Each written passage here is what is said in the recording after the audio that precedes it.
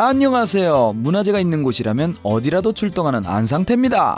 아름답고 훌륭한 우리 문화재들. 하지만 한 번씩은 지루해하거나 대충 훑어보기만 하고 지나쳐본 경험 있으시죠?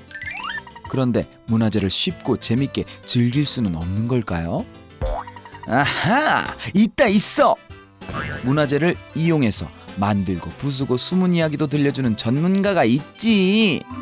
문화재 속 직업 이야기, 문화재 활용 기획가입니다. 경기도 용인의 한 초등학교인데요. 일주일에 3번 주변 초등학교 학생들이 돌아가면서 이곳을 찾아온다고 합니다.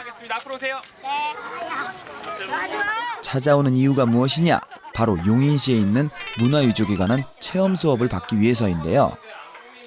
고려시대 전쟁터에서 사용한 활을 아이들 눈높이에 맞춰 작은 크기로 만들어 보는데요. 역사와 전통 문화를 동시에 배울 수 있는 시간, 누구 생각인가요? 바로 문화재 활용 기획과 심준용 소장의 아이디어입니다. 저는 문화유산을 사람들한테 알려드리는 일을 하고 있습니다. 그래서 문화재를 조사하고 그리고 연구하고 연구된 내용을 바탕으로 해서 기획하고요. 기획된 내용으로 이제 현장을 정비하는 계획을 세우고 정비된 현장에서 활용 프로그램 운영하는 그런 일들을 복합적으로 진행을 하고 있습니다. 문화재를 어떻게 활용한다는 건지 자세히 알아봅시다. 살린타라고 하는 장군에게 수만 명의 군사를 맡겨서 고려를 침공하는데요.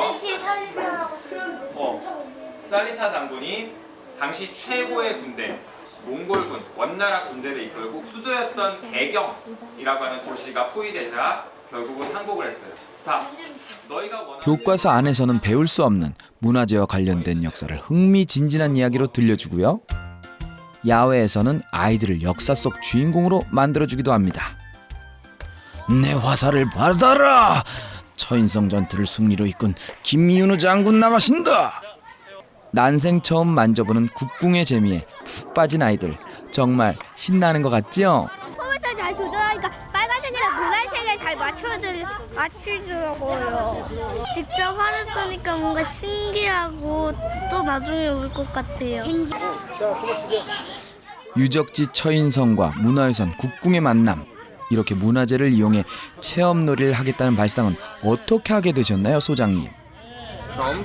지방자치단체에서 그 학예연구사 생활을 한 5년 정도 했었어요. 그런데 그 일을 하다 보니까 문화재가 이제 보존뿐만 아니라 활용을 많이 해야 되는 이제 그런 그 사회로 바뀌고 있더라고요. 그리고 저도 대중들이 문화재 활용을 프로그램을 참여하면서 굉장히 좋아하는 모습들을 보고 이게 굉장히 앞으로 해나가야 될 일이겠다라는 생각이 들었어요. 그래서 이제 문화재 활용과 관련된 프로그램들을 운영하고 조사하고 연구하는 회사를 이렇게 만들어서 지금까지 이제 운영을 하고 있는 거죠.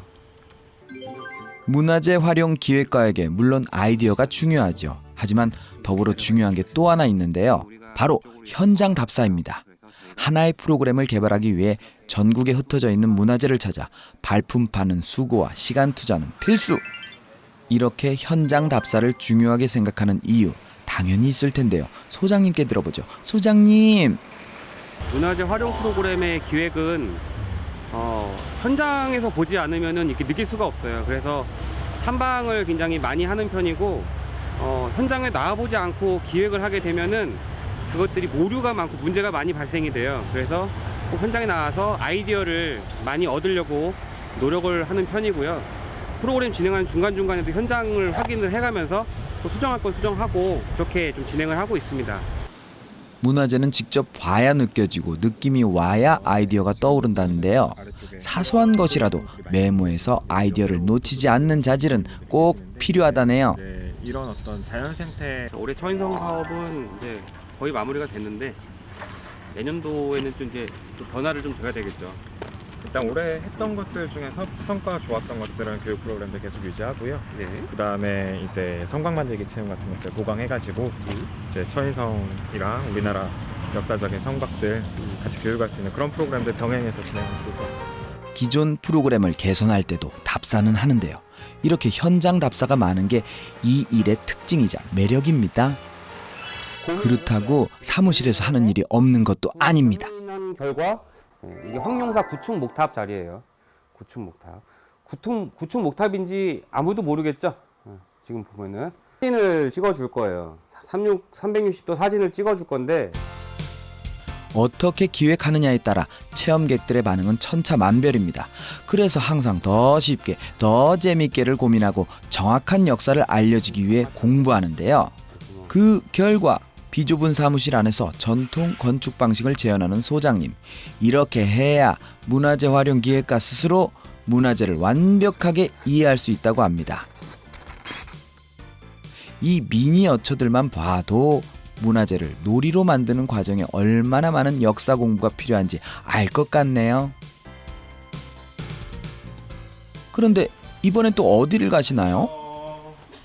얘들아, 성 쌓기 한번 해보지 않을래? 이걸로 이 블럭 이용해서 처인성처럼 만들어 볼 거거든.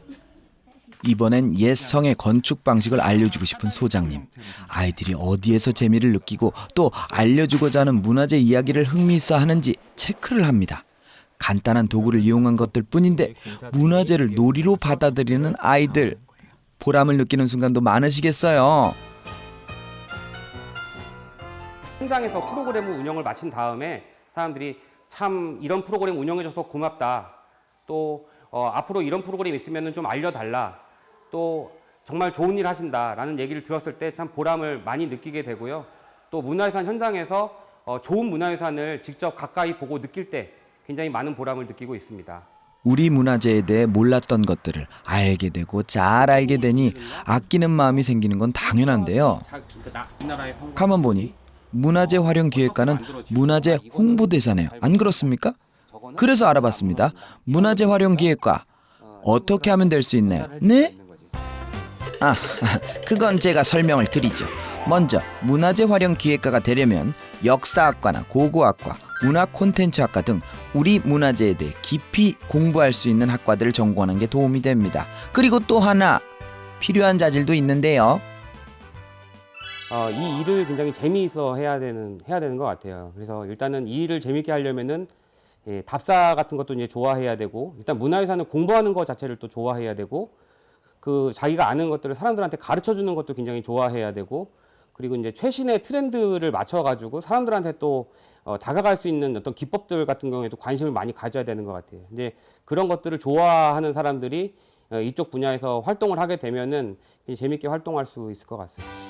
우리 문화재의 역사와 우수성을 알기 쉬운 이야기와 즐거운 놀이로 만드는 문화재 활용 기획과. 역사 속 이야기와 기발한 아이디어 발굴에 흥미가 있으신가요? 그렇다면 문화유산 활용 기획과에 도전해보세요.